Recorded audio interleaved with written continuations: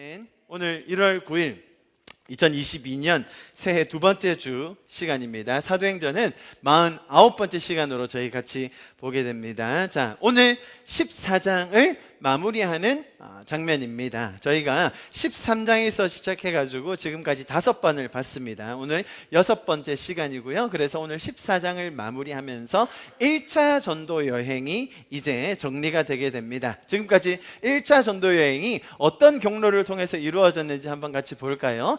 처음에 한번, 중간에 한번, 마지막에 한번 이렇게 경로를 한번 보면 좋을 것 같습니다. 한번 보십시오. 처음에 안디옥에서 파송을 받습니다. 그죠? 안디옥에 있는 교회가 선교 사역을 위해 바울과 바나바를 파송합니다. 어디로 갔죠? 키프로스, 사이프러스라는 섬입니다. 구브로라고 돼 있었죠. 거기에 바보라는 섬이 있었고, 여기 로마 총독 서기오를 회심시키는 그런 일이 있었습니다. 그리고 쭉 건너가가지고요, 버가에 이르렀다가 그 다음에 비시디아, 안디옥, 이고니온, 루스드라. 지금 저희가 루스드라에 있는 겁니다. 그죠? 바울이 여기서 비시디아 안디옥에 있을 때는 유대인들이 강하게 저항을 했었고요. 그리고 루스드라, 이고니온에 왔을 때 또 살해 음모를 받고 도망갔었죠. 그래서 여기서는 막 신으로 오해해가지고 지금 설교하는 장면이 오늘 겹쳐서 나왔습니다. 그래가지고 오늘 어디로 가냐면 더베에 와가지고 더베 왔는데 여기서 돌에 맞은 후에 계속 여행을 하는 장면이 오늘 더베였습니다. 자, 그리고 나서 오늘 어떻게 정리되냐면 다시 왔던 길을 돌아서 루스드라, 이고니온, 비시디아, 안디옥, 그 다음에 버가 들리지 않고 이탈리아로 갔다가 다시 배 타고 안디옥으로 돌아오는 장면까지가 1차 전도 여행이었습니다. 이렇게 하니까 잘 감이 안 오셨죠? 키프로스 섬입니다. 여기 잘 보시면 여기 바보, 파포스라는 현재 지명이 있습니다. 파포스를 지나서 여기가 어디에 있는 곳이냐면 잘 보시면 레바논 보이시죠? 그리고 시리아 보입니다. 이 중간에 있는 섬인 거예요. 터키가 있고요. 쭉 더 보면 요르단, 이스라엘 있고요. 남쪽으로 보면 뭐가 있을까요? 여기가 북아프리카입니다. 리비아, 알제리, 모로코 있고요. 또 위에 유럽이 있는 그 가운데, 요 바다 한가운데 있는 섬 키프로스를 중심으로 여기 안디옥에서 파송받아서 쭉 1차 전도 여행이 이렇게 진행되었었습니다.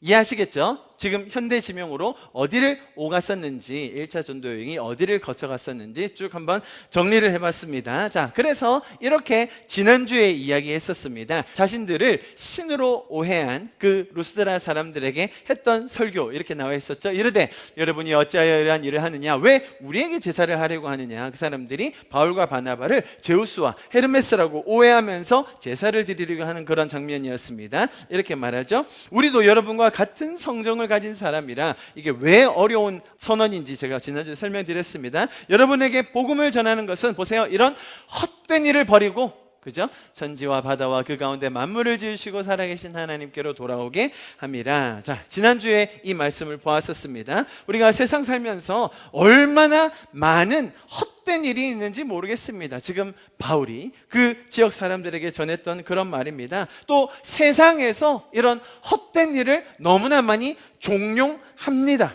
또 내 죄적인 자아와 끝없는 죄성이 헛된 일에 매여 있게 하지는 않습니까? 여러분, 2022년도에는 하나님께서 주신 너무나도 고귀하고 소중한 우리의 시간과 자원들이 헛된 것에 쓰이지 않고 오직 천지와 바다와 그 가운데 만물을 지으시고 살아계신 그 하나님과 기쁨으로 교제하며 또한 더 많은 이들이 이 놀라운 하나님을 알아가는데 쓰여질 수 있기를 간절히 축복합니다. 할렐루야. 지난주 이렇게 설교를 했었습니다. 지난주 본문은 사실을 조금 더 봤었습니다만 내용이 너무 많아가지고 뒷부분을 다 다루지 못했는데요. 오늘 그 뒷부분부터 시작해서 쭉 이어서 1차 전도 여행을 마무리하려고 합니다. 지난주에 못 봤던 장면이 16절부터였습니다.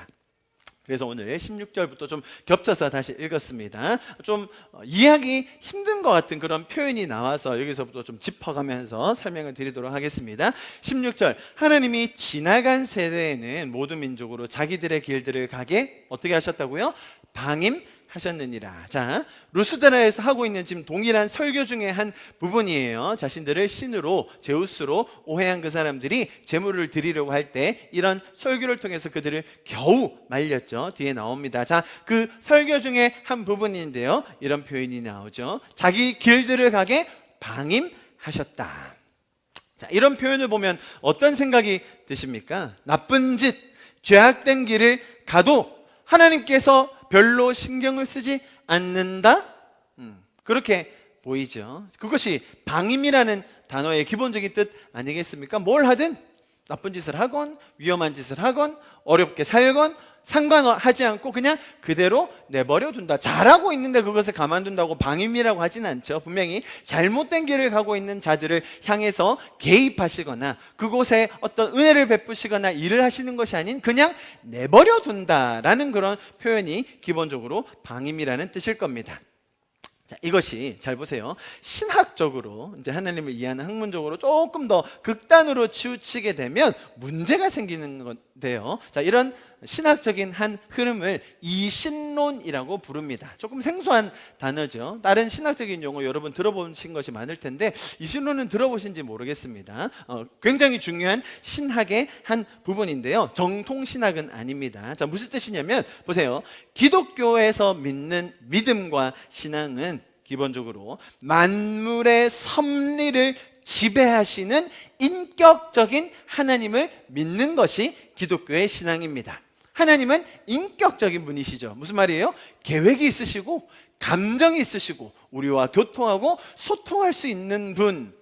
그죠? 어떨 때는 막 마음을 먹으셨다가 바꾸기도 하시고 어떨 때는 감정을 표현하기도 하시고 어떨 때는 우리의 계획을 알려주시기도 하신다. 그것이 인격적인 우리와 개인적으로 교제할 수 있는 그런 하나님. 우리가 믿는 하나님의 가장 중요한 특징 중에 하나가 이것이죠. 인격적이신 하나님. 자, 그런데 이 이신론에서 믿는 신은 잘 들어보세요. 이 신은 천지를 창조하긴 했어요. 그러니까 무신론과는 여기서 달라지는 거예요. 천지 창조는 뭘로 봐도 분명히 신이 하셨다. 이거는 부인할 수가 없겠다. 자, 여기까지는 믿는 거예요. 천지 창조의 주체이기는 하지만 자 보세요. 창조 행위 후에는 인간 세계에 대해서 신이 자의적인 우리를 표현을 하면 인격적인 개입을 하지 않는다는 거예요. 우주를 창조하셨습니다. 우주가 돌아가는 원리, 원칙은 있어요. 가장 큰 것이 중력이라든지 만류력의 법칙을 통해서 이 우주가 어쨌든 굴러가는 거죠. 원칙, 법칙들은 정해놨지만 그 가운데 신이 개입한다 안 한다? 안 한다는 거예요. 인간 세상에 어떤 법칙이 있습니까? 세상에 공짜는 없다. 오케이, 그 정도 원리는 만들어 놨지만 그 이상으로 개입한다든지 인격적인 간섭을 한다, 참여를 한다, 인도를 한다는 건 없다는 거예요. 이야기하시겠죠? 그래서 신이 막 인격적으로 우리와 대화를 한다든지 우리의 앞길을 인도해 주신다든지 우리의 막혔던 상황을 풀어주신다든지 그런 건 없다는 거예요. 그냥 자연의 법칙에 따라 흘러갈 뿐 창조는 하셨지만 그냥 그대로 내버려 두신다라고 하는 것이 이신론, 니이즘이라는 신학적인 한 용어입니다. 물론 반대적인 극단도 있습니다. 세상 모든 만사를 다 하나님께서 일일이 계획하시고 그대로 하나님의 뜻대로 다 실행하신다. 아주 우리에게 유명한 표현, 머리카락도 다 세신 바 된다. 아니, 하나님이 머리카락 그만큼 많다는 거겠죠. 적은 분들도 요즘 많지만 머리카락도 다 세신 바 된다라고 할 때는 그만큼 세세하게 다 계획하셔서 하나님의 뜻이니까 다 이루어내신다라는 그쪽 극단이 있어요. 우리 맨날 하는 기도가 그거지 않습니까? 생사화복을 주관하신 하나님. 하나님이 화도 주관하시나요? 우리 인생에 일어나는 어려움, 문제, 고난, 핍박, 화를 하나님께서 다 디자인하셔서 우리에게 주신 겁니까? 자, 그렇게 극단으로 나아가잖아요. 모든 것이 다 하나님이 일일이 다 계획하셔서 하셨다. 그래서 인간이 하는 것은 사실은 거의 없다. 성경? 그거 안 해도 돼. 하나님이 구원하실 자는 구원하신다니까. 뭐하러 네가 나가. 자, 지금 방향이 어떻게 하는지 아시겠죠? 이쪽 극단을 하이퍼 칼비니즘이라고 해요. 칼비니즘은 들어보셨죠? 하나님의 주권을 강조하는 쪽입니다. 근데 그게 극단으로 가면 어떻게 돼요? 하이퍼 칼비니즘. 우리가 할 일은 뭐예요? 그냥 가만히 있으면 돼요. 하나님이 다 계획해 놓으셨는데 마치 우리는 꼭두각시 같다라는 극단이 되는 거예요. 자, 보세요. 신이 있다는 공통분모는 있지만 한쪽 극단은 뭐예요? 신은 아무것도 개입하지 않으신다. 또 반대쪽 한쪽 극단은 뭐예요? 신이 일일이 다 간섭하신다. 제가 하이퍼 칼비니즘과 하나님이 모든 것을 다 주관하신다는 것에 대해서는 설명을 여러 차례 드린 적이 있습니다. 혹시 기억이 안 나신다면 마태복음에 머리털까지 세심받은 본문을 한번 들어보시면 좋을 것 같습니다. 자, 오늘은 본문 자체가 이 이신론 쪽을 다루고 있기 때문에 어떤 표현에 의해서요, 방임하게 하셨다라는 표현에 의해서 이신론 쪽을 이야기하고 있기 때문에 그쪽 부분을 한번 여러분과 살펴보겠습니다. 기본적으로 이신론이 생겨나게 된 원인이 있어요, 여러분. 그것은 세상에 악함과 불의함이 가득하다는 거예요. 너무나 세상이 부조리하고 너무나 세상이 합리적이지 않고 심지어 정의롭지 않다는 거예요. 하나님께서 살아계시다? 그리고 그 하나님이 선하시다? 우리는 그렇게 믿지 않습니까? 만약에 그렇게 선하신 하나님이 살아계시다면 이게 말이 되냐는 거예요. 세상에 일어나는 부조리, 불합리한 것들, 정의롭지 못한 사건들, 왜 하나님이 선하시다면 그대로 내버려 두시냐는 거예요. 아니, 이 정도 악인이면 하나님이 벌하시지 않으십니까? 어떻게 악인은 형통하고 의인은 고난을 받습니까? 자, 그것이 계속 발전하는 거예요. 아니, 하나님 이런 상황에서도 침묵하시나? 아니, 이런 악인도 그냥 두시나? 아니, 그냥 두시는 정도가 아니라 정말 형통하게 만들어주시네? 어쩜 이럴 수가 있지? 하나님 살아계신 거예요? 하나님 정말 선하신 겁니까? 라는 질문이 계속 들 수밖에 없겠죠. 사람들에게 너무나 많은 하소연들이 생긴다는 것입니다. 하나님께서 일일이 개입하시고 또 다스리시고 통치하신다면 이런 사회와 세상에 이처럼 돌아가지 않을 텐데 이건 너무합니다라는 하소연이 나올 수밖에 없는 것이 우리의 심정이에요. 그러다 보니까 하나님이라면 선해야 하는데, 그리고 그런 하나님이 개입하시고 통치하신다면 세상은 이러지 않아야 하는데, 자, 그런 의문과 함께 세상은 자꾸 어떻게 돌아가요? 점점 더 타락해가요. 점점 더 악한 일이 생겨나요. 점점 더 극악무도한 일이 우리 주변에 너무 많이 생겨요. 자, 그러니까 결론이 어떻게 가는 거예요? 아, 신이 창조하긴 했는데 개입은 안 하시나 보다. 이거를 그냥 내버려 두시는 거 보니까 도저히 하나님이 선하시다고 말할 수 없다라고 간다는 겁니다. 이해하시겠죠? 그게 이신론이고요. 오늘 본문의 표현이 딱 그것을 설명해 주고 있는 것 같아요. 하나님이 방임하셨다라는 거죠. 자, 문제는 뭡니까? 성경의 대부분의 스토리들은 전혀 그쪽으로 가지 않죠. 하나님은 인격적이시고 우리의 이름을 하시고 우리의 한 명 한 명의 성질과 우리 하나님께서 우리를 지으신 계획이 있다는 걸 우리는 믿지 않습니까? 또 성경에 나온 스토리 하나하나를 볼 때 하나님과 동행했던 그 이야기들이 얼마나 풍성하게 있는 줄 모릅니다. 자, 그런 것으로 볼 때 그렇다면 이 신론은 아닌 것 같은데 왜 이런 이야기가 나왔을까라는 거죠. 다른 번역본을 보면요, 이렇게 표현되어 있습니다. 하나님께서는 지나간 세대에는 모든 민족이 각자의 방법대로 살게 내버려 두셨습니다 라고 이야기합니다. 자, 방임에 해당하는 원어의 뜻은요, 무언가를 하게 하다, 허락하다, 내버려 두다 라는 뜻이에요. 아시겠죠? 우리가 방임 자체가 조금 부정적인 의미로 쓰일 수 있지만 원어 자체는 그냥 내버려 두다, 그대로 살게 두다라는 그런 뜻입니다. 하나님께서 그냥 내버려 두기만 하셨습니까? 자, 여러분 한번 잘 생각해야 됩니다. 반대로 이렇게 우리가 가정해 보자고요. 만약 진짜로 이 이신론자들이 의문을 가질 수밖에 없었던 그런 정의의 하나님, 공의의 하나님, 그래, 좋아요. 만약에 그렇게 정의롭고 공의로우신 하나님께서 한 번도 실수 없이, 한 번도 간과하시는 것 없이 일일이 다 개입하셔서 죄를 벌하시고 멸하시고 그냥 처단해 버리신다라고 한번 생각해 볼까요? 정말로 한 가지 한 가지 사건, 악한 마음에까지 다 개입하신다면 세상은 어떻게 될까요? 성경이 말하는 정의, 공의는 사실은 세상에서 우리가 일반적으로 생각하는 정의와 공의랑은 사실은 결이 완전히 다릅니다. 자, 그렇다면 세상에서 말하는 흔히 생각하는 그런 정의로움, 합리적인 판단으로 만약에 하나님께서 그렇게 죄인들을 다 다루시고 처리하신다면 어떻게 됐겠습니까? 범죄자들, 악한 자들을 절대로 용서하지 않으시고 악한 일, 불의한 상황을 다 멸하시고 박살내셔 버리셨다면 그러면 사람들이 원했던 정말로 정의롭고 공의로운 그런 하나님으로 우리가 생각했을까요? 자, 잘 생각해 보십시오. 멀리 나갈 것 없습니다. 나 자신에 대해서, 우리 자신에 대해서 그 원리를 대입해 보자고요. 그런 하나님이라면 우리가 살 수 있었습니까? 하나님께서 단 한순간도 은혜와 용서와 긍휼 없이 내가 범죄했을 때, 내가 악한 마음을 가졌을 때 아주 족족 벌하시고 화내시면서 처단하셨다면 우리 중에 살아남을 자들이 있었을까요? 자, 이신론의 한계가 여러분 조금씩 보이시죠?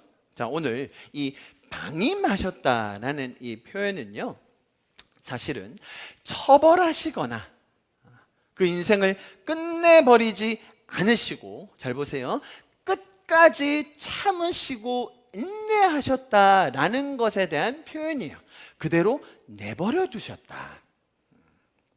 그래서 이 16절의 표현은 사실은 우리가 성경 전체 이런 스토리와 또 우리 스스로의 죄성과 세상에 돌아가는 이런 행태를 볼 때 단순히 하나님께서 그냥 처벌하지 않으셨다는 것이 아닌, 하나님은 그 처벌을 유보하시고 하나님의 정의, 하나님의 공의를 실현하시기 위하여 기다리셨다, 끝까지 인내하셨다라는 감사의 제목이 될 수 있는 것입니다. 여러분 잘 들어보십시오. 하나님께서 성경을 통해 우리에게 가르쳐 주시는 정의, 공의의 개념은 세상에서 말하는 공의와 달라요. 세상에서 말하는 공의는 죄 지은 사람 처벌받고 잘한 사람 상 주는 것, 그것이 가장 기본 아니겠습니까? 그런데 성경이 말하는 정의와 공의는 뭐냐면요, 우리의 죄악과 악함에도 불구하고 우리를 벌하지 않으시고 오히려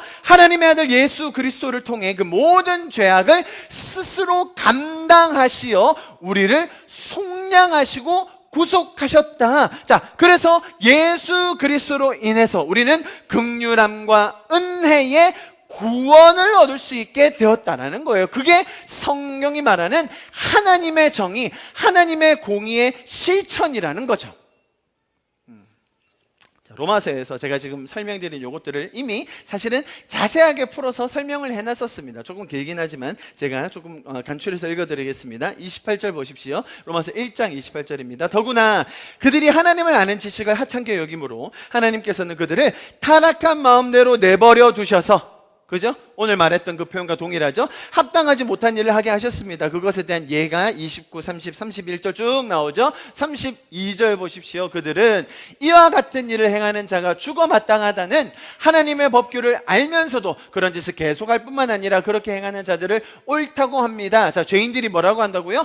우리가 이렇게 사는 게 옳아. 양심적으로 하나님이 주신 그 기준 안에서는 잘못된 것을 느끼지만 에이, 이렇게 살아도 되는 거야 라고 이야기하는 거예요. 자, 보세요. 2장 1절 넘어갑니다. 그러므로 남을 판단하는 사람들이요, 무슨 말입니까? 이신론을 말하는 사람들인 거죠. 아니, 하나님이 어떻게 저런 나쁜 놈을 그냥 내버려 두십니까? 라고 말하는 당신들이요, 그대는 변명할 수 없습니다. 그대는 남을 판단하는 그것으로 그대 스스로를 정죄하고 있습니다.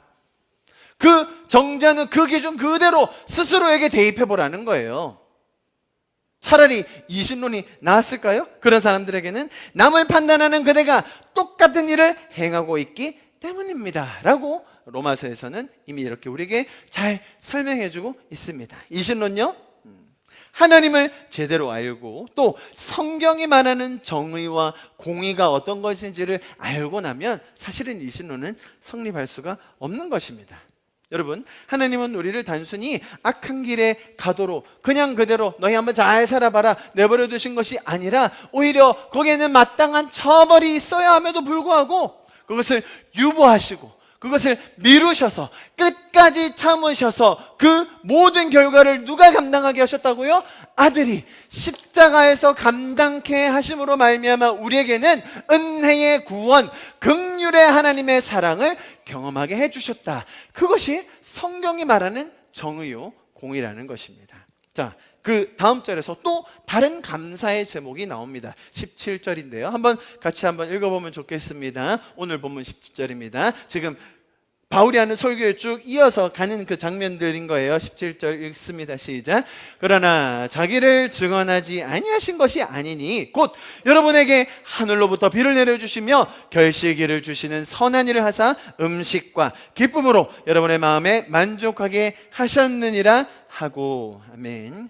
하나님께서 자연 계시라고 합니다. 그죠? 모든 사람, 악인이건 의인이건 죄인이건 선한 사람이건 상관없이 모든 사에게 햇빛과 비를 내려주신다라는 것을 자연 계시라고 합니다. 자, 때를 따라 비를 내려주시고 결실을 맺게 하시는 이런 선한 일을 행하심으로 자신을 모든 사람에게 나타내고 계신 하나님의 모습을 설명해 주고 있는 것이죠. 음식이라고 이야기한 것이 저는 참 재밌더라고요. 선한 일을 하사 음식과 기쁨으로, 이렇게 음식이 그만큼 중요하구나. 음식을 잘 먹는다는 것은 건강하게 살아가는 모습을 표현하는 것이죠. 그죠? 그것만 해도 얼마나 만족이 있습니까? 사람이 잘 먹고 잘 살기만 해도 어느 정도의 만족함이 있다는 겁니다. 이렇게 하나님께서는 모두에게 스스로를 계시하고 계신 장면을 오늘 보여주는 것이죠. 로마서 1장, 우리가 잘 아는 장면 이렇게 설명하고 있잖아요. 이는 하나님을 알만한 것이, 그죠? 자연 속에, 우리 일반 만물 속에 하나님을 알만한 것이, 아니 이런 자연의 섭리와 이런 우주의 돌아감과 모든 것을 봤을 때 야, 신이 있기는 있겠다라는 그것 말하는 겁니다. 그들 속에 보임이라 하나님께서 이를 그들에게 보이셨느니라. 창세로부터 그의 보이지 아니하는 것들, 곧 그의 영원하신 능력과 신성이 그가 만드신 만물에 분명히 보여 알려졌나니 그러므로 그들이 핑계하지 못할 지니라. 신을 믿지 않는 사람들, 무신론자들에게 사실 가장 강력한 그런 논증 중에 하나가 이 우주에 돌아가는 원리거든요. Fine tuning이라고 하는데요, 아주 미세한 조정. 하나님께서 얼마나 섬세하게, 만약에 지적인 능력을 가지신 그런 분이 없이 우주가 이렇게 정확하게 돌아가는 게 우연이다? 그것을 함부로 말할 수가 없다는 거예요. 우주뿐이겠습니까? 이 신묘막측한 우리의 몸만 봐도 마찬가지죠.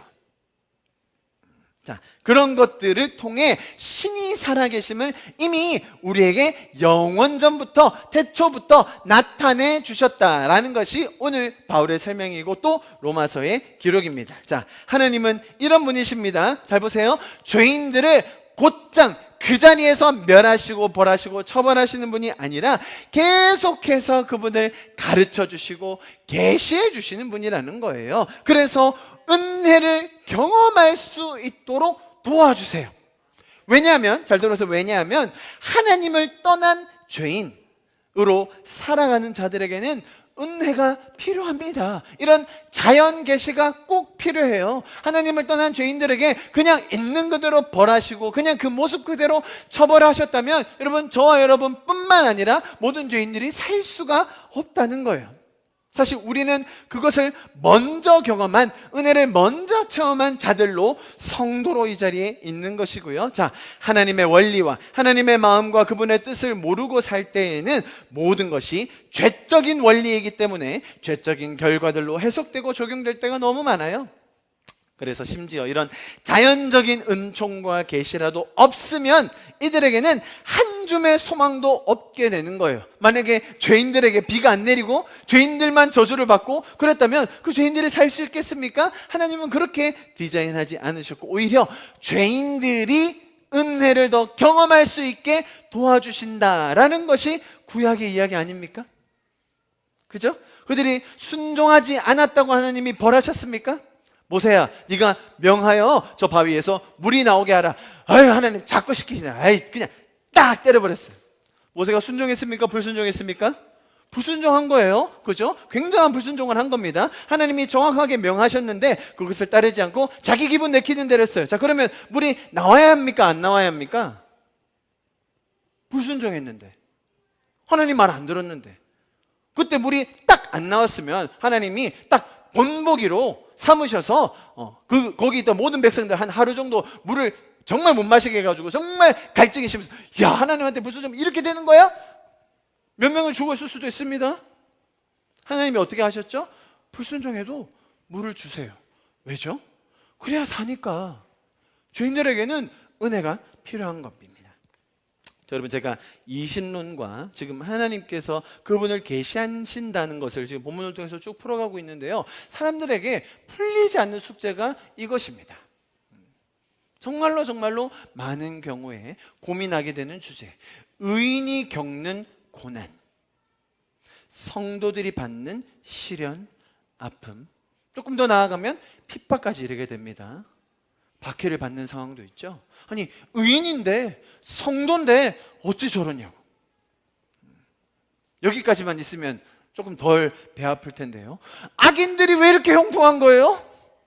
도대체 저 사람은 딱 봐도 거짓말쟁이고 사기꾼이고 아주 부도덕한 사람인데 어찌 저렇게 승승장구하는지.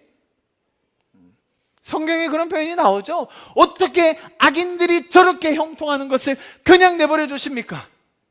주님, 의인이 이렇게 고난받는 것을 그냥 내버려 두십니까? 하소연하는 장면, 시편의 기자들이 얼마나 이야기 많이 했습니까? 만약에 의인들이 성공하고 의인들만 형통하고 축복을 누리고, 반대로 죄인들은 아주 절망 속에서, 고통 속에서 산다? 그러면 다들 이해를 하겠죠. 왜? 세상의 원리에 딱딱 들어맞잖아요. 잘하는 사람은 상 주고 못하는 사람은 벌 준다. 세상의 정의예요, 그게. 세상이 말하는 공정이라니까요.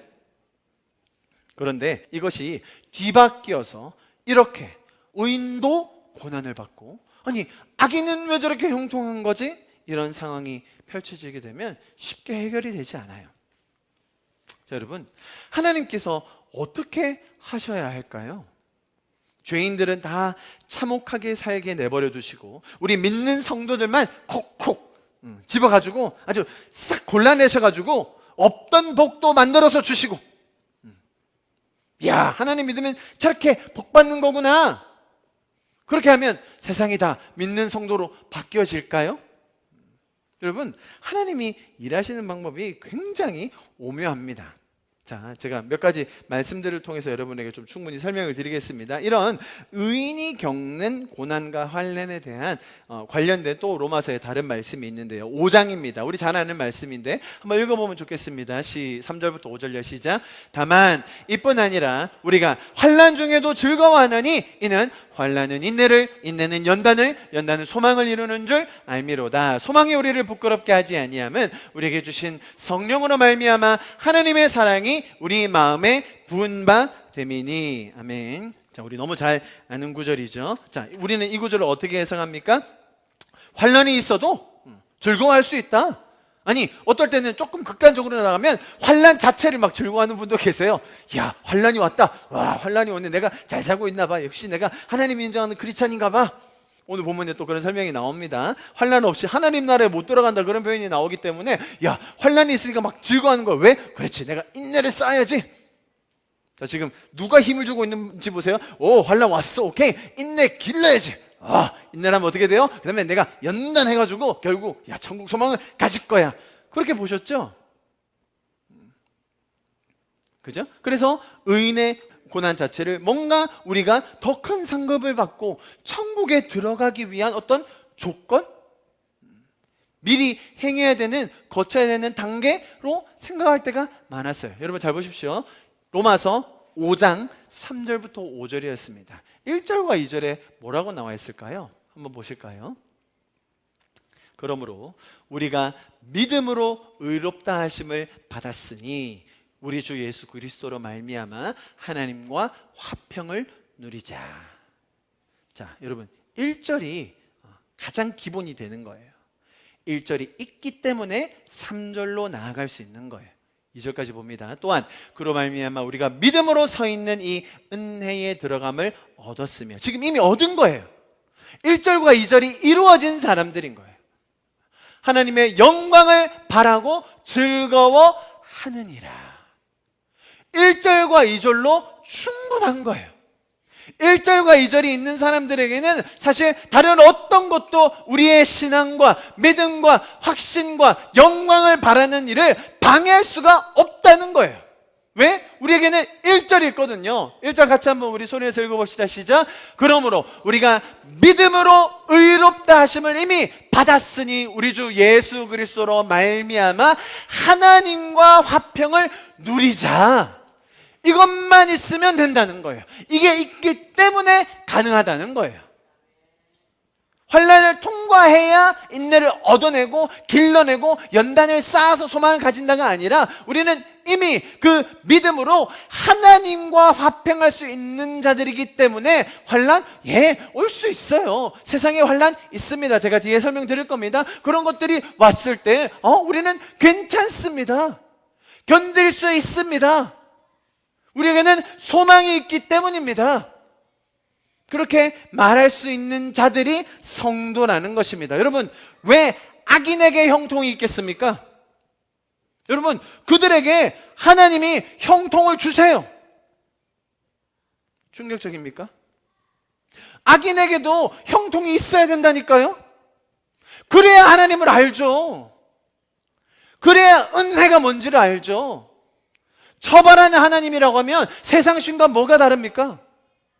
내가 잘못했을 때 나를 처벌하고 저주하는 신이라면 왜 굳이 하나님 믿어야 되죠? 하나님은 정반대로 우리가 악한 중에 있을 때라도 은혜로 우리를 계시하여 주시고 깨닫게 하여 주시는 분이십니다. 여러분 잘 들으세요. 그렇다고 해서 죄악된 행동을 해서 그 죄에 대한 결과가 없다는 말은 아니에요. 그죠? 성도이건 성도가 아니건 간에 죄를 지은 사람들은 그 죄에 대한 결과로 괴로워요. 그 죄에 대한 결과 때문에 우리 인생이 비참해지는 겁니다. 그렇기 때문에 자연적인 이 은총과 계시를 통해 하나님은 그들에게 복을 더 주기 원하세요. 그게 구약의 이야기라니까요.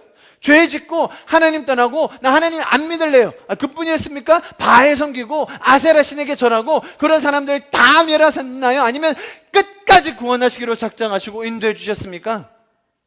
우리는 뭐가 달라서 이스라엘 백성에게 들어간 겁니까? 가장 미약하고 볼품 없었던 자들이었지만 하나님은 우리를 끝까지 구원하셨던 것처럼 세상에 있는 하나님을 모르는 자들에게 하나님은 지금도 은혜를 주고 계신다는 것입니다.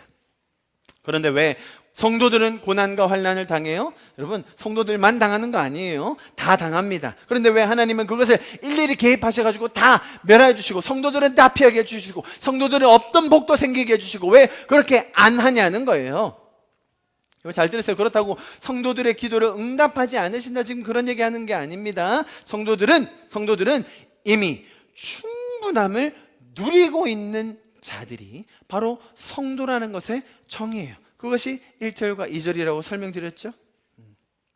인간의 연약한 육신을 입고 살기 때문에 죄적인 세상 속에 아직 남아있는 나의 죄성이 있기 때문에 얼마나 필요한 것이 많습니까? 우리에게 너무나 원하는 것 필요한 것들이 있죠. 그러나 하나님 아버지께서 우리에게 있어야 할 것을 아시고 또 그 모든 것보다 더 소중한 하나님과의 화평을 누릴 수 있는 자가 되었다는 것이 우리 성도들의 특권인 줄 믿습니다. 그래서 그 영광을 바라고 즐거워하는 우리가 되는 것이 우리의 소망인 줄 믿습니다. 2022년도가 그러한 한 해가 될 수 있기를 간절히 기도하고 바랍니다. 여러분, 하나님은 악인에게라도 비를 내리시고 의인들이 하나님과 완전한 화평을 더 누릴 수 있도록 선하게 인도해 가시는 분이십니다. 이런 의인이 겪었던 어려움과 환난의 극단적인 예가 있으니 오늘 본문에서 또 나옵니다. 자, 이야기가 순서대로 좀 이어지고 있어요. 19절 보시면 저희가 18절까지 읽었습니다. 19절 보시면 유대인들이 안디옥과 이고니온에서 와서 무리를 충동하니 그들이 돌로 바울을 쳐서 죽은 줄로 알고 시외로 끌어내치니라. 자, 지금 상황 여러분 기억하고 계시죠?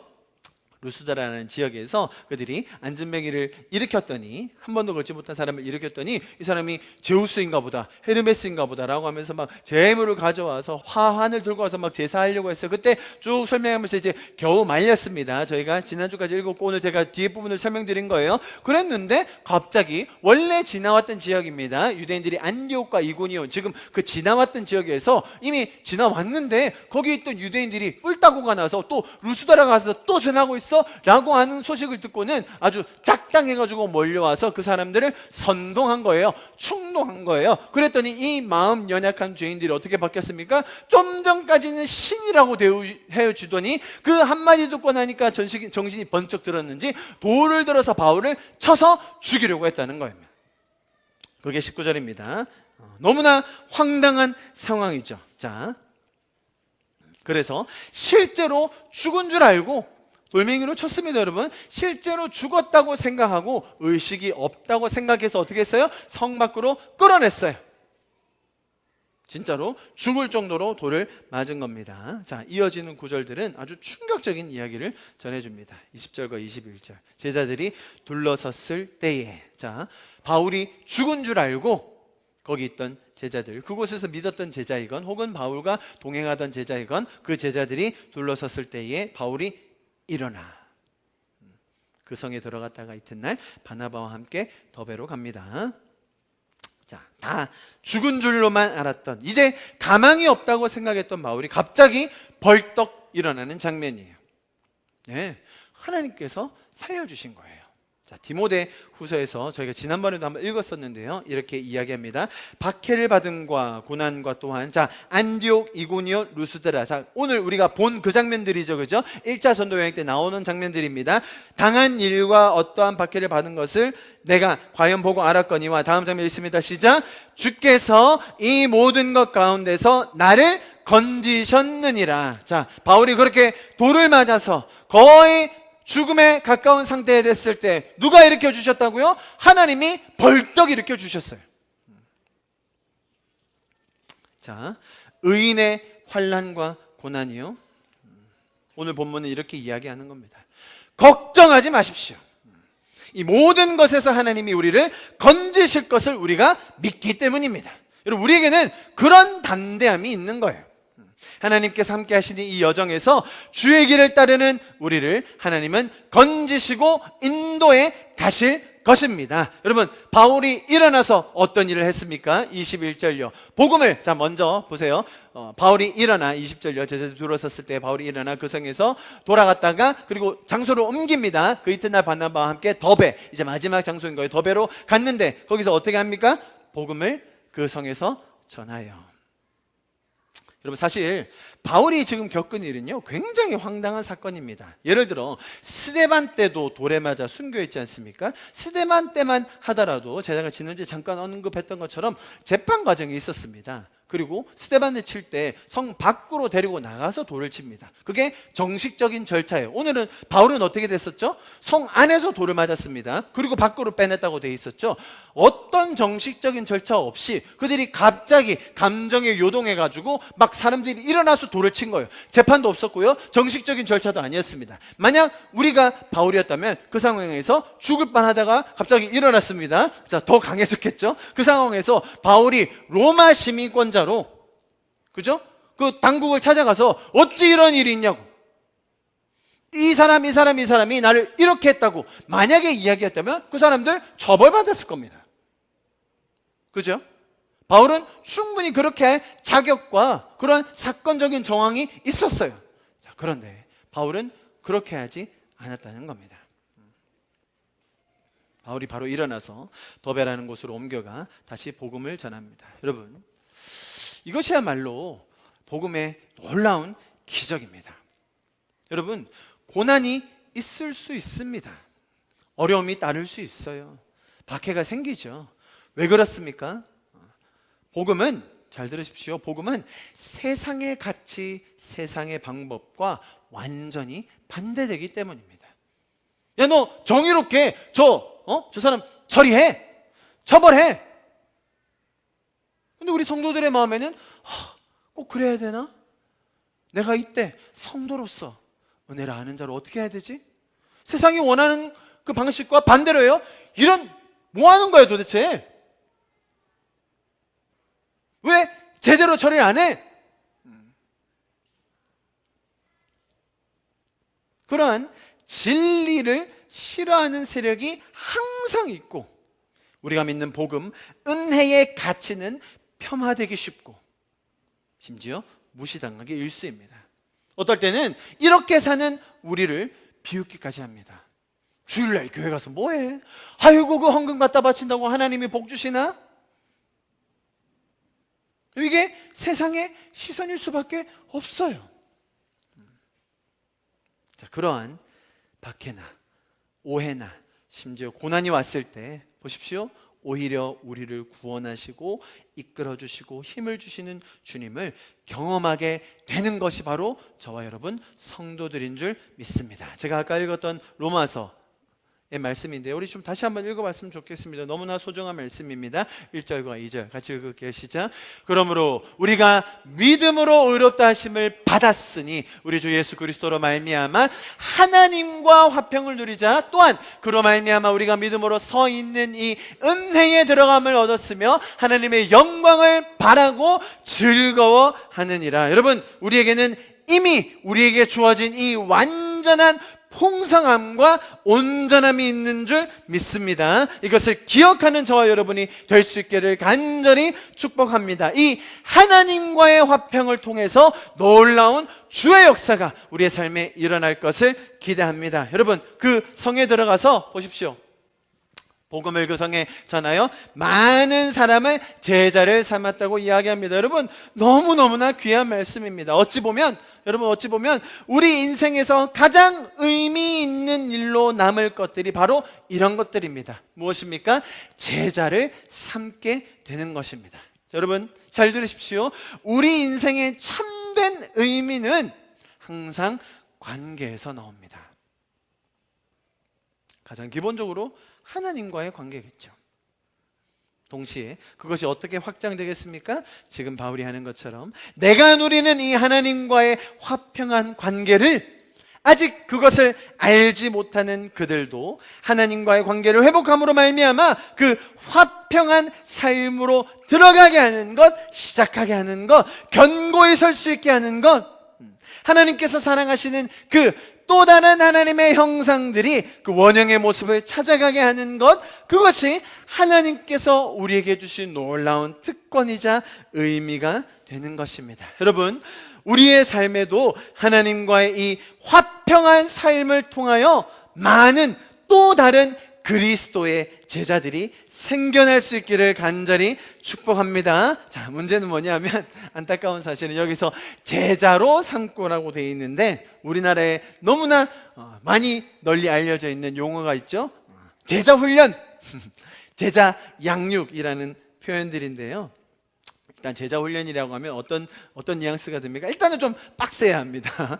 제자 훈련은. 그래서 막 규율도 많고 통제도 많고 정해진 것도 많아요. 그거 다 지켜내고 이뤄내고 일주일에 책 한 권 읽고 레포트 쓰고 지각하면 안 되고 뭐 아무튼 다 해내서 빡센 과정을 통과하면 어떻게 됩니까? 수료하게 되는 거죠. 그러면 이제 저에게 하나의 certificate, 자격이 주어지는 겁니다. 다른 사람, 그거 통과하지 않은 사람보다 내가 한 단계 더 올라가는 거예요. 자, 그 단계를 여러 개 거치고 나면 어떻게 돼요? 목회자가 될 수도 있고 순장이 될 수도 있고 장이 될 수도 있는 거죠. 자, 제자 훈련의 아주 맹점인 거예요. 사실은 은혜를 아는 사람들이 그 은혜, 하나님과의 화평 때문에 내가 이런 기쁨을 누리고 있기 때문에 그것을 나눔으로써 그 사람도 그런 은혜를 누릴 제자가 되게 만드는 것이 이런 제자를 삼는 과정일진데, 우리가 먼저 은혜 받았는데 제자 훈련 과정은 어떻게 돼요? 은혜는 있으면 안 돼요. 지가 가면 체크하고요, 3번 결사 가면 통과 못하는 거예요. 은혜의 원리가 적용되지 않는다는 게 문제입니다. 그래서 우리가 흔히 가지고 있는 그런 제자 훈련, 제자 양육의 개념이 조금 바뀌어야 될 거라고 저는 믿습니다. 내가 먼저 누린 이 하나님과의 화평, 천국의 기쁨을 더 배우고 누릴 수 있는 관계를 더 풍성하게 우리의 삶에서 또 다른 사람들과 나눌 수 있는 그런 특권이 우리에게 있는 것입니다. 자, 22절 봅니다. 지금 계속 이어져서 보고 있는 거예요. 지금 바울과 바나바의 설교와 또 여정을 지금 점점 마무리하고 있는 겁니다. 제자들의 마음을 굳게 하여, 지금 이제 돌아오는 장면입니다. 이제 돌아오는 그 도시들마다 어떻게 했냐면 제자들의 마음을 굳게 하여 이 믿음에 머물러 있으라 권하고, 또 우리가 하나님 나라에 들어가려면 많은 환난을 겪어야 할 것이라 하고, 이렇게 설명했네요. 많은 분들이 오해하기 쉽죠. 하나님 나라에 들어가려면 뭐예요? 조건 아닙니까? 들어가려면 어떻게 해야 돼요? 고난을 반드시 겪어야만 한다, 그렇게 이해를 많이 하시죠. 그러면 우리가 지금까지 생각해왔던 그런 믿음으로 받는 구원과는 전혀 달라지는 신학이 나오겠죠? 그죠?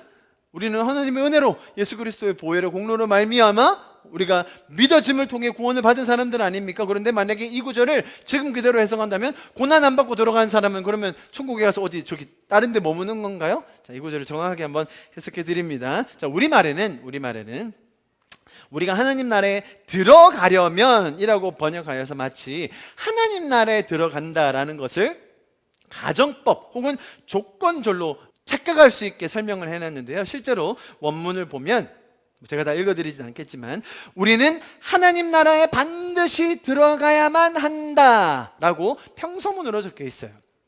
자, 거기에 우리 한글 성경에 조금 해석이 제대로 되어 있지 않은 것이 있는데 그것은 뭐냐면 필연성이에요. 필연성. 하나님 나라에 들어가는 길에는 환난이 뒤따라오는 것이 아주 자연스러운 과정 중에 하나다라는 것을 강조해서 설명하고 있는데요. 이 영어 번역본 HCSB에서는 이렇게 번역하고 있었습니다. 보시면 22절 Strengthening the disciples by 뒤에는 이렇게 쭉 넘어가고요. 자, 다운표 되어 있는 거요. 보시면 It is necessary. 필요합니다. 그럴 수 있습니다. 생길 수 있습니다. 뭐 하는 게? To pass through many troubles. 아시겠죠? On our way into the kingdom of God. 하나님 나라에 들어감에 있어서 이런 고난들과 어려움들이 생길 수도 있습니다. 필연적으로 따라옵니다. 라는 것을 설명해 준다는 거예요. 자, 제가 설명드렸죠? 왜 이런 환난들이 생길 수밖에 없다고요? 복음이 가지는 이 독특성 때문이에요. 세상은 여러분 복음을 감당하지 못합니다. 세상이 말하는 정의와 성경이 말하는 정의는 하늘과 땅 차이거든요.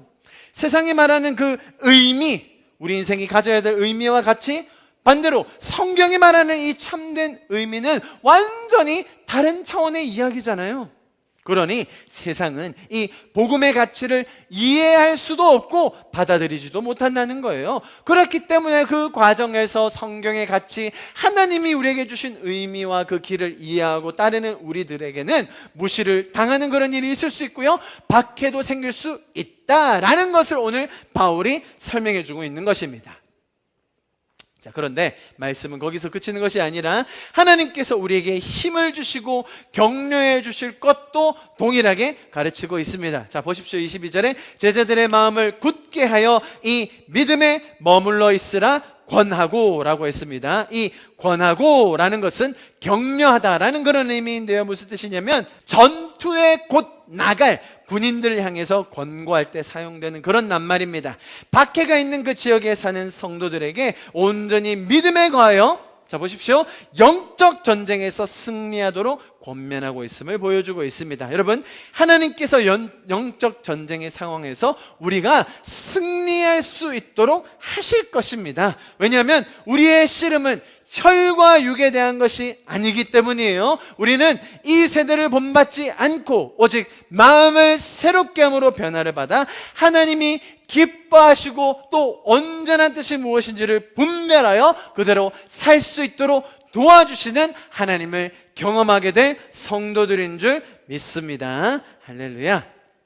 자, 그렇게 바울이 권면을 마치고 이제 마지막 출발 지점으로 돌아가는 장면, 오늘 마지막 부분입니다. 26절부터 28절인데요. 자, 전도 여행의 파송지였죠. 그리고 1차 전도 여행의 마지막 행보인 시리아에 있는 안디옥, 비시디아 안디옥 말고요, 시리아에 있는 그 안디옥으로 돌아왔습니다. 이제 집에 온 거죠. 이들을 파송했던 26절에 뭐라고 표현되어 있냐면 그 일을 위하여 전에 하나님의 은혜에 부탁하던, 이들을 파송하면서 안디옥 교회가 하나님 이들에게 은혜를 주십시오, 하나님 이들의 여정과 함께하여 주시고 보호해 주십시오 라고 그들을 보냈던 그 장소라는 것입니다. 이들은 비록 파송하여 보내긴 했지만 같은 마음으로 하나님께 은혜를 구하며 이들을 파송했던 것이고, 그랬기 때문에 돌아왔던 이들을 보며 너무나 기뻐했던 것입니다. 자, 그곳에 돌아와서 이제 보고합니다. 그것이 27절의 말씀인데요. 어떤 일을 보고하죠? 하나님께서 행하신 일, 모든 일들, 또 많은 곳에서 이방인들에게 믿음의 문이라는 것은 기회를 말하는 거예요. 정말 하나님께서 너무나 많은 기회들을 우리에게 허락하여 주시고 문을 열어주셔서 복음이 나누어진 것들, 비록 고난과 환난과 핍박과 박해가 있었지만 그 와중에 하나님이 나를 벌떡 일으켜 주시고 그 와중에 병자들을 고쳐주시고 복음이 전하여지는데 자신의 능력과 언변이 아니라 하나님께서 역사하심으로 말미암아 제자들이 일어나는 것, 생기는 것, 그것들을 보고 했을 때 얼마나 기뻤을까요? 같이 파송하고 은혜를 하나님께 달라고 기도하고 있었을 때에 그들이 돌아와서 정말 놀라운 하나님의 역사를 나누는 장면이 오늘 장면인 거예요. 자, 그래서 28절, 그래서 그 사람들과 오래 머무는 거예요. 여러분, 우리 교회에도 이러한 일들이 더 풍성하게 일어나기를 간절히 소망합니다. 여러분, 선교사를 파송하는 교회, 이런 모습이겠죠. 한 마음으로 나가는 교회, 단순히 한 사람을 보내는 것이 아니라 동일한 마음으로 그 은혜에 의탁하여 함께 파송하는 교회, 그런 교회가 될 것입니다. 그래서 다시 만났을 때에 하나님께서 하신 일들을 나누고 또 문들을 열어주신 것들을 기쁨으로 나누며 교제하는 교회가 될 것입니다. 여러분, 다른 교회 얘기하는 거 아니고 부산 하나교회 이야기하는 겁니다. 제가 질문 드리겠습니다. 혹시 여러분들 중에 선교사로 나갈 분 안 계십니까?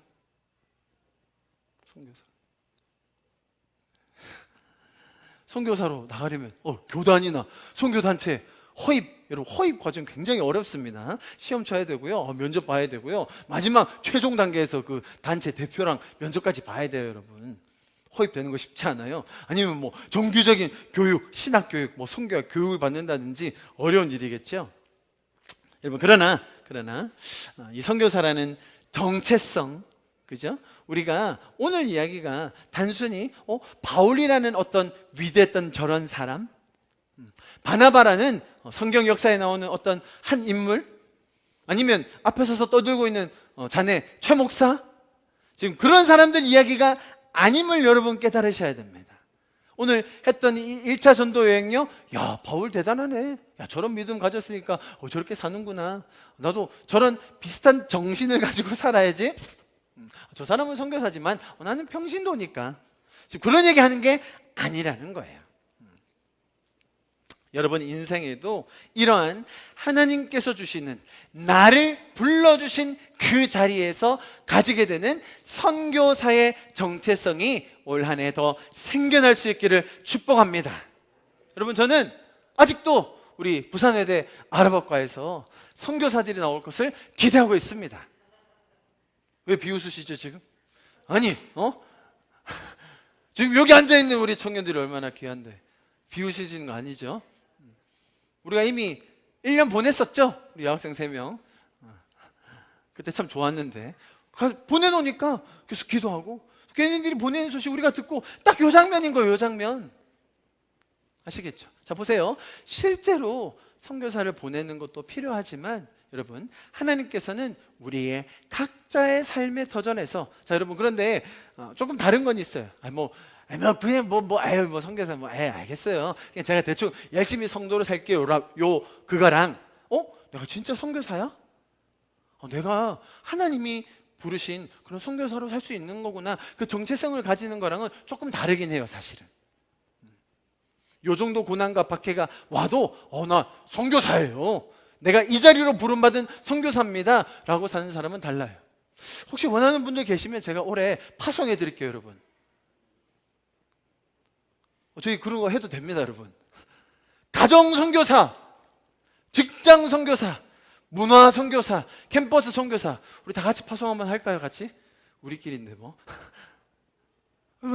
전 농담하는 거 아닙니다. 여러분, 하나님이 우리를 이 창세기를 지나 복음서를 지나 지금 사도행전에서 이런 장면을 보게 하시는 이유가 있다고 저는 믿어요. 지금 이 코로나 와중에 이렇게 성도 안 모이고 예배도 드리기 힘든데 무슨 선교사 파송, 배부른 소리입니까? 김치국. 여러분, 저는 믿음이 있습니다. 하나님이 일을 하시는 거예요. 우리가 잘나서 하겠습니까?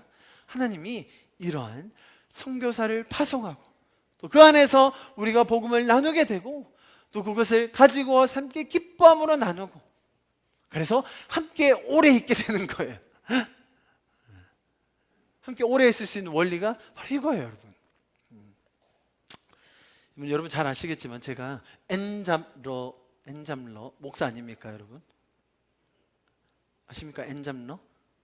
N이라고 하면 이제 여러 가지 숫자가 있는 건데, 요즘 젊은이들 사이에서는 N잡러가 이제 좀 괜히 많이 통용이 됩니다. 왜냐하면 한 가지 직업만 가지고 살기는 어려우니까 여러 가지 직장들을 가지면서 막 이렇게 사는 사람들, 옛날에는 뭐 프리랜서라고 부르기도 하고 뭐 그랬는데 요즘 조금 더 좋은 말로 N잡러라고 부릅니다. 심지어 뭐 철밥통 직장을 가지고 있다 하더라도 꼭 부업을 하나씩 하고 뭔가 하나씩 또 팔기도 하고 뭐 교육하기도 하고, 요즘 그럴 수 있는 통로들이 정말 많거든요. 그래서 N잡러가 키 중에 하나예요, 여러분. 저는 아주 대표적으로 N잡러 목사입니다. 그래도 목사긴 하지만 N잡러다 뭐 이렇게 살고 있는데요. 여러분, N잡러 선교사가 될 수 있기를 축복합니다. 그거예요. 제가 너무 부러우셨죠? 제가 항상 하는 말, 저 목사는 왜 할 것도 다 하고 목사도 하는 거지? 나도 저렇게 할 수 있으면 좋지 않을까? 이렇게 부러워하셨죠, 여러분? 강요하는 목사, 이렇게. 여러분에게도 정말로 오늘 본문이 이야기해주는 그런 하나님께서 우리에게 주신 놀라운 그 정체성, 선교사로서의 삶을 올 한 해 정말 다시 한번 다지고 하나님과의 화평한 그 관계의 기반을 통하여 정말 복음이 나누어지고 제자들이 생겨나는 그 놀라운 역사, 하나님께서 주신 그 가장 고귀한 의미들이 우리의 삶에 더 풍성하여 질 수 있기를 간절히 축복합니다. 할렐루야. 우리 좀 같이 기도하고 오늘 예배를 마치도록 하겠습니다. 하늘에 나는 새도 주 손길 돌보시네. 온 땅에 충만한 주 사랑으로 내 마음을 덮으소서. 주 나를 부르셨네. 주의 영광 위에 모든 사람 이끄소서. 주의 영광으로 주 말씀 명하여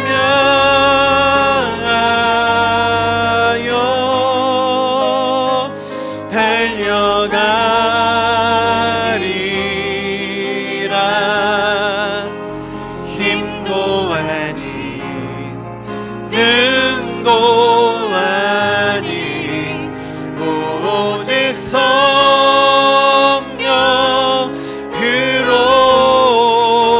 주 얼굴 향하여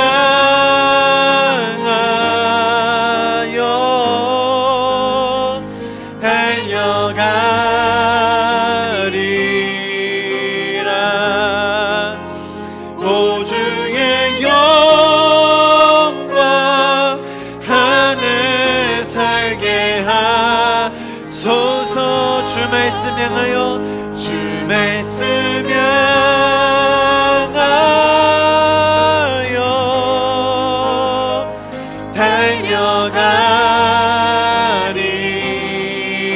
달려가리라. 힘도 아닌 능도 아닌 오직 성령으로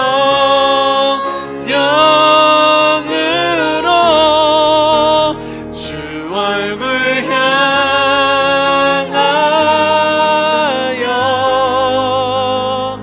달려가리라.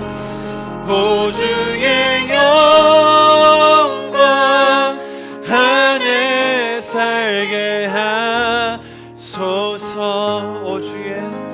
오 주의 영광 안에 살게 하소서.